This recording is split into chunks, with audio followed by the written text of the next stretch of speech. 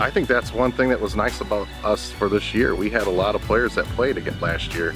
I think where we're plugging in is our Z position, and yeah, it's hard to replace the height of Jarrett Miller and what he can do with his hands and his abilities, but we've got two juniors who are stepping in, which is Cam Garton and Austin Yoder, and even senior Tariq Shook, that can actually fill that role that Jarrett left. And so that's one of those positions, and everybody else that's stepping in has had experience on the line last year, who started either one game or another for one reason or another with injuries and everything else. So I think the only position where we're replacing a kid is at a Z position, and everybody else had starting experience. And I think where we have our least amount of starting experience is at that position in quarterback. And Cole Grant played for us last year 4 games and went 2-2, and actually a quarterback 2 tough game, which was Bridgman and Cassopolis. So we know that he's battle tested. It's now just a matter of, what can he do with his body this year. He put on 24 pounds.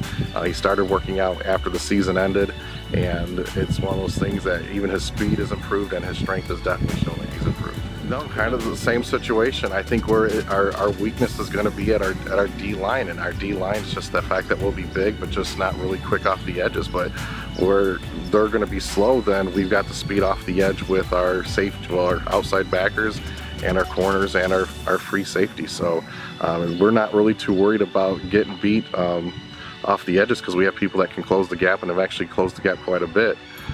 Where we're missing out is we're losing one of our middle linebackers in Jake Black, and we're getting our sophomore Nate Hagan, who coming back at 200 pounds, bigger than what Jake was and faster, and hits harder than Jake. So we feel like we lost very little for our defense last year, except for just gaining speed at the corner position, at the safety position. Our big difference was we missed out on opportunities. We could have open receivers and just not connect, and we would have running backs going to hit their holes, and instead of sitting there trying to use a little finesse, sometimes run it to the outside, they would try to run a guy over. Here it's just a matter of those decisions they've got to make, that you just never know if it's success or are going to be unsuccessful. So we know that we can make it. It's just now a matter of clicking at the right time and have everything going our way during game time situations. Hey, Cassopolis is going to be tough again, and we know that they're still bringing back speed in their backfield. That was one thing that we looked at last year. We didn't have to pretty much face all of their talent.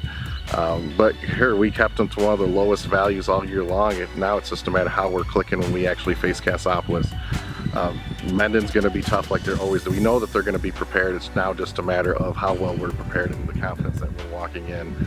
And everybody else, it's hard to tell. They've struggled so much with their JV programs, and to have that success, you're going to need a JV program to keep things going. So we're hoping that we're still building on that, because we have quite a few of our sophomores we're looking at that easily could probably step in a few positions for us this year, and so we're kind of lucky that way.